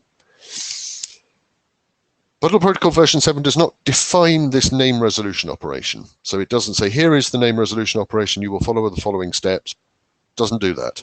But it does hint to some of its expected behavior. So I've placed in quotes here. So late binding of overlay network endpoint identifiers to underlying constituent network addresses. This, I would say, and I'm agreeing with Marius here, is the RENA model. So you recursively resolve an endpoint identifier to something which has meaning in a more localized scope at a lower layer and use that information to find your next hop or whatever your next hop may be at the layer you're operating. Which I've sort of said in the next paragraph, which implies that convergence layers have a different concept of a name or have a concept of a name within a different scope than the bundle protocol layer. Please see Marius's previous presentation. He goes into great depth on this and says it much better than me. So I'm going to move on. What I'm attempting to do here is to define name resolution, the basic algorithm. This is what I consider to be the simplest algorithm for name resolution. So I'm going to go, please ignore the quality of my graphics. The process is remarkably simple, and I hope we're in general agreement on this, because if we're not, I'm happy to stop at this point because I build on this model. Step 1, remove a bundle from the ingress bundle set according to some dequeuing policy. I haven't said queue on purpose because there's a whole queuing strategy policing function that goes on there that is out of scope for this. Step 2, look at the rules in the forwarding information base. Compare the rules there to the bundle you are currently processing and to determine which action to take. And your action options are deliver it, i.e., oh, this bundle is for one of my local services. I know that service, I'll just give it to it. Forward, put it in the output queue, or output set because I'm ignoring queuing. Ready to go somewhere. So, oh, I recognize this bundle, I recognize the endpoint ID in this bundle, and I know that if I give it to that convergence layer adapter, it will go out correctly to the right endpoint. Wait, put it back in the ingress queue because I know I currently do not have anything to do with, I know contact graph routing, for example, I know I cannot deliver that bundle now, but if I put it back in the queue, my dequeuing strategy may give it back to me in an hour's time when I know I can commit it. So that's the feedback loop, that's the delay function. Final option, drop. So that is I have no idea what to do with this bundle or administratively prohibited. That covers firewalls, black holes, whatever. So critical points with this is all the information required is contained in the bundle headers and the bundle blocks. The forwarding information base is simply a set of rules. I am not going to go into detail of what should be in there. That is an implementation issue. We just understand that there needs to be one. And also The function which populates and maintains the state of that forwarding information base is completely out of scope at the moment, and will for this whole conversation. And I consider that to be routing. So when people talk about routing protocols, I consider those to be algorithms which populate the forwarding information base of a bundle processing agent. So I'm not discussing them, but we assume that they exist in some way. So in conclusion, for the simple name resolution algorithm, this will work really well for a single consistently named DTN with well-known connectivity that is known up front, so no routing protocol required, no real dynamism, and a fixed set of convergence layer adapters that are also using exactly the same endpoint scheme, endpoint ID scheme, naming scheme. So you could build this out of the IPN scheme, and I know people have done exactly this, and it works. It works brilliantly. You have your contact graph of where your IPN enumerated nodes exist, you know where they are in time, you get bundles, you match the name to the node, and out they go. Easy. However, you don't get a lot of opportunity for dynamism, and it means everyone has to be named the same. So you're not using that RENA concept, you've just got a single layer of naming. If you want to get some sort of dynamism, then you need to be able to map, and this goes back to Marius's presentation, you need to be able to map endpoint IDs that are named within a scope that makes sense to them. So this is what he was referring to as the DTIN, that DTN internetwork of names. At a certain point, you have to understand to map that to a convergence layer scoped name, effectively an address, so that you can say, oh, hand it to TCP/CL and send it to this IP address. So you're mapping an IPN or a DTN node ID to an IP address. So there's a translation that must happen there. So how do we extend this very simple name resolution operation to include that translation? Well, that can be quite a simple rule, but the output of that translation should be some annotation to that bundle to recursively call the function again in order to make progress. So I am defining a recursive operation now that annotates one of the extra actions is to annotate the bundle and then to operate on that annotation the next time the bundle is processed. So this solves our mapping problem, and it also allows us to do something like take the service number off an endpoint ID and map that to the PID of the process that's going to handle, or the socket file descriptor if you're classic POSIX terms. So I'm going to draw it again, having added the extra annotation, which is E. So the only change to the previous model is in step 2, we examine the fib using as inputs where you look at the bundle blocks and also any attached metadata that may exist from a previous processing of this step. So this gives us a really nice simple function where first time in, you get an endpoint ID. The result of your looking up in the fib is, translate the name, send it to that convergence layer. So you add the annotation, you put it back in the bundle set, it's picked up effectively as a recursion, it therefore examines the local metadata and says, I know what to do with this bundle, I must hand it to that convergence layer adapter. Okay, you would never write your code to do this, but it's a conceptual model we can use for reasoning, and we can start to draw nice primary colored diagrams and point to things and name them. That's my underlying point here. So the point of this basic annotated model is we can then start to have a bit more dynamism in the system. So this model with local annotations is enough to say, well, now we can make a selection between convergence layer adapters based on local information. So this is where neighbor discovery could start to populate information in the fib. So a convergence layer adapter could discover using some neighbor discovery mechanism that one of its neighbors happens to host an endpoint ID. That information can be pushed into the local forwarding information base. The name resolver can then see that and say, this time round I shall annotate that bundle to use the convergence layer adapter that has just advertised its reachability to that endpoint. So we get the dynamism in here, and we also get that nice separation between title and address that Marius was pointing to.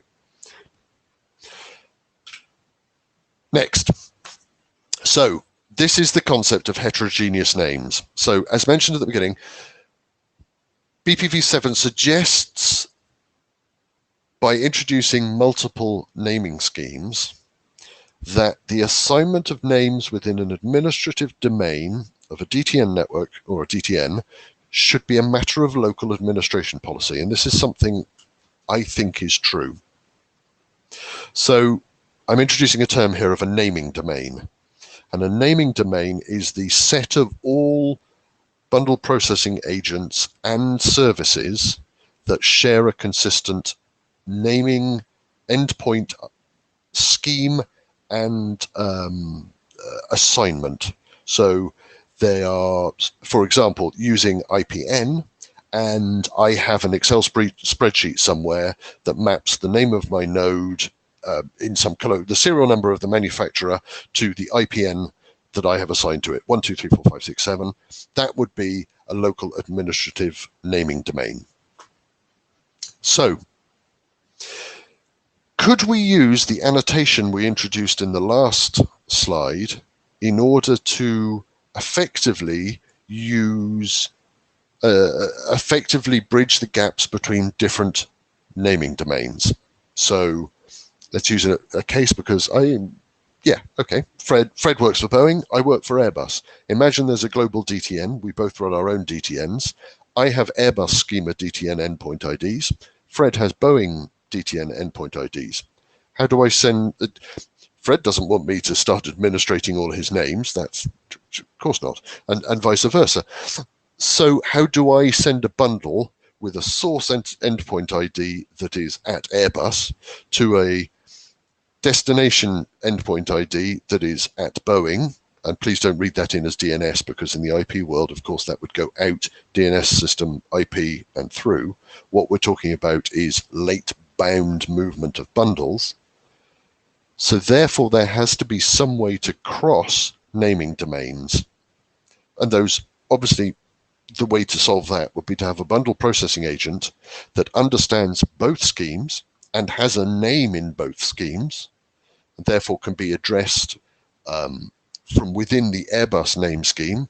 I know there is Airbus gateway pointing towards Boeing, so I send bundles to it, and it goes, oh, I understand Boeing endpoint IDs, and I also have a name in Boeing's naming domain, so therefore I can send through to the correct endpoint within Boeing's naming domain. But somehow I've got to do that translation. So the annotation we introduced as local metadata should probably be put in as an extension block. And this is, I've explained poorly what Marius explained much better, which is an extension block which records name translation along with the block as it traverses the network from source to destination. And I suggest that should be implemented as a stack. There are arguments for it to be a list, but we're all familiar with a stack is a basic building block of any sort of recursive function. The ability to push and pop name mappings effectively as you transit across networks, it becomes incredibly powerful. It works well in the IP world with things like MPLS and Lisp. It's a well-known technique and it has some advantages. I'll let you go through this slide in some more detail because I'm conscious of time. So this goes into a bit more detail about push and pop into stack. So what I'm doing now is I'm proposing that instead of just adding a label as part of the processing, I'm adding an extension block to the bundle that travels across the network with the bundle payload, because it's an extension block. By pushing and popping, that allows a local redirection. So the example I was using before of an Airbus DTN trying to talk to a Boeing DTN. A node within the Airbus DTN receives a bundle with a Boeing address. It has no idea how to resolve that because it's just an internal node. But it does know of a gateway who can do that name translation because it's recorded in its fib. Don't ask me how it got there, it's just known. Therefore, it pushes an address name resolution extension block. It pushes an item into there to say, send this bundle to that gateway because I believe it can get it moving. I believe it will improve its chance of delivery because I believe it understands how to get things to a Boeing address. So effectively, it's doing a redirect. It's a local binding that is forcing the bundle to move in the direction of someone who knows how to get it to the destination, even though the bundle processing agent doesn't. It's a default gateway in other terms, but you can push and pop these on instead of tunneling. I will let you read this in your own spare time. This is basically the previous diagram with push and pop added. Key point is at the very bottom. I believe by using this algorithm, you can then have a global DTN, perhaps I should say interplanetary, interstellar DTN, made of multiple heterogeneous naming domains which are interconnected without a central authority. So Airbus can decide how they're going to talk to Boeing. Boeing can decide how they're going to talk to NASA, and Airbus can decide whoever they want to go and talk to, and nobody has to arrange with anyone else. So there can be local arrangements that build transit networks, and if we get routing right, it will allow us to do some failover and redundancy in the path and all sorts of exciting things, but they're so far out of scope.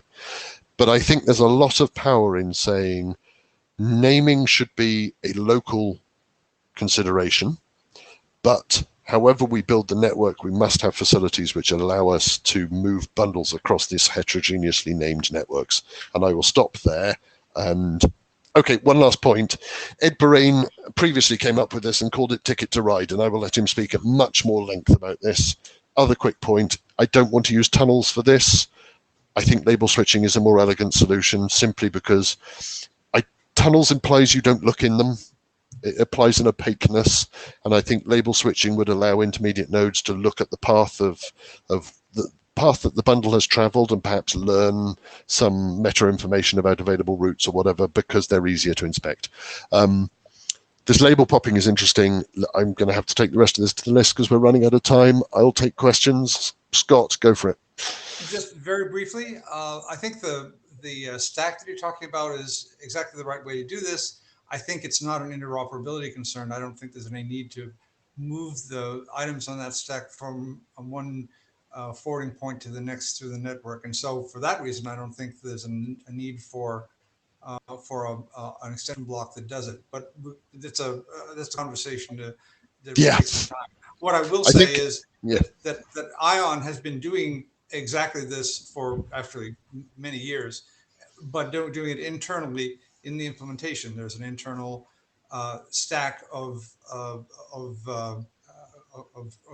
destinations that one can push onto as one figures out, oh, if I'm going to send it to this thing, I have to just send it this way, and that gets unwound as it gets transmitted within the node, and seems to work quite well without having to convey any of that stuff from one node to the next. And I will stop there.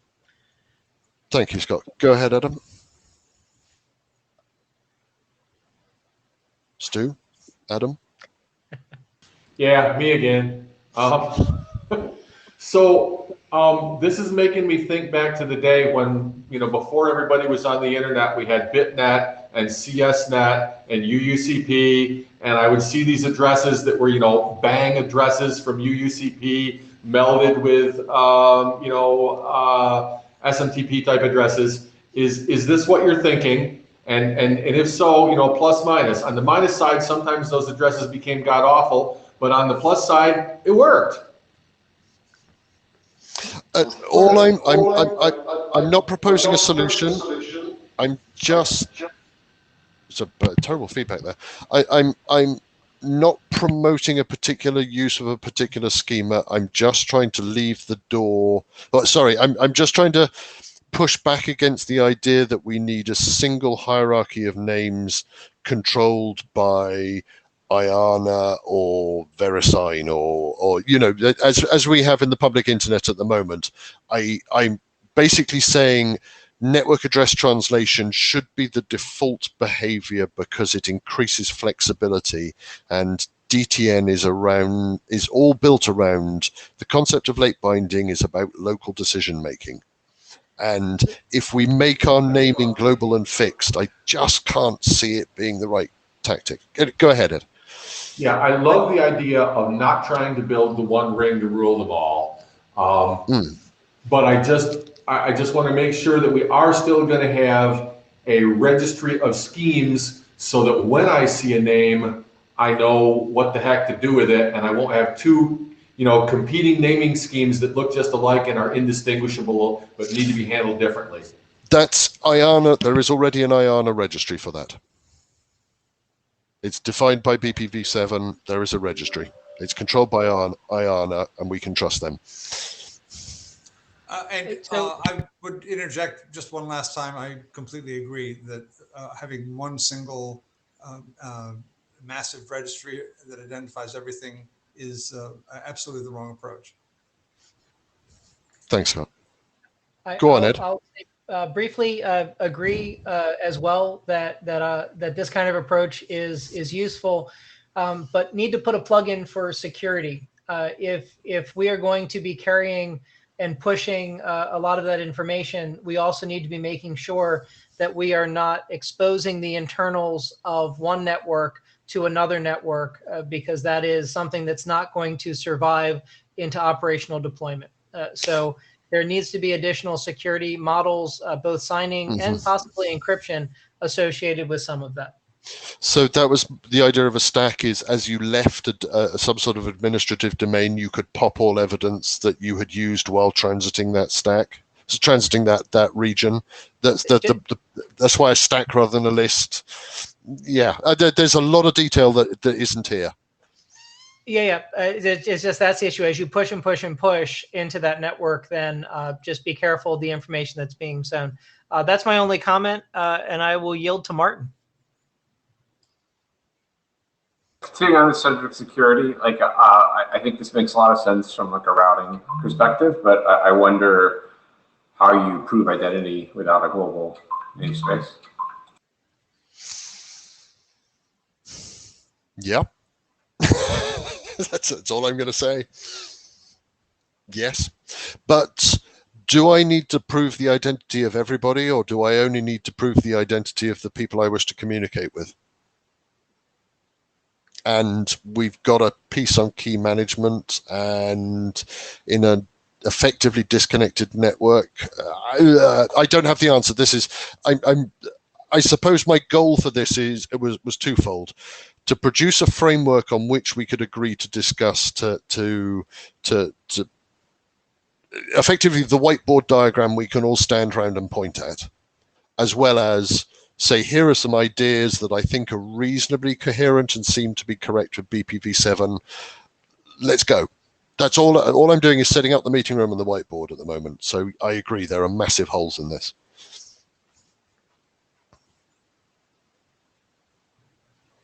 Go on, Ed. No, I was just going to say with that, we are a little bit past the 2-hour mark. Yeah, we are.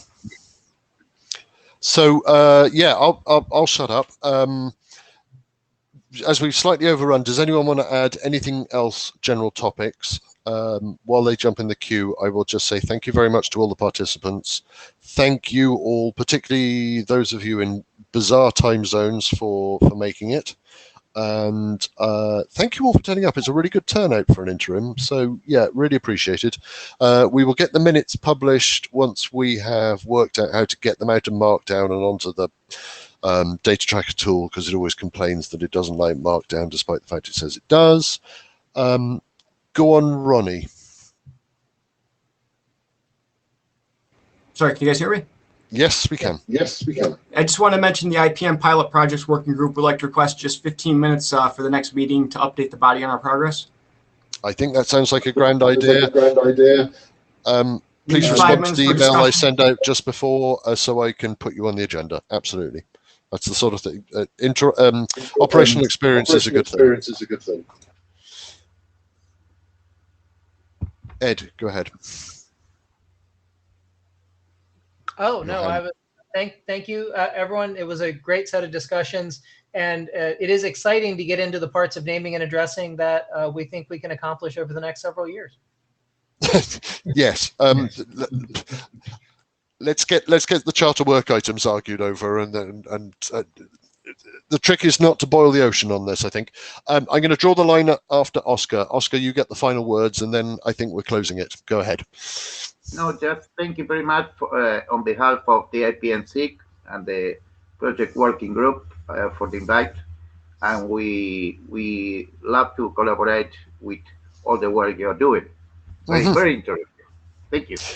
No trouble. Please come to the IETF meeting proper, which is in about 2 months, I think, 1 month, early July. So yeah, thank you very much for coming, and thank you all very much. And I'm going to close it now because it's after midnight in Germany. Yeah, thank you. I don't know how to close this. I don't know how to close this meeting, by the way. Bravely said, the meeting is over. I don't know how to make it over, but thank you all. And thanks for taking note, Adam, and anyone else who helped him. They're really good. Thank you. I'll be watching this back over again and missing any missing pieces when Stu overtook my microphone and I had to double back. Perhaps a laptop each is the way forwards. But thanks, Adam. We'll talk in the next probably after the weekend. It's a public holiday on Monday in the UK, so probably early next Tuesday onwards next week, if you don't mind. And yeah, no. We'll get the notes sorted, etc., etc. Otherwise, thank you very much, everyone else. I'm calling it a day and having a beer, although it's quite late for a beer. Oh, who cares? Right. Okay. Bye-bye. Cheers all. Bye.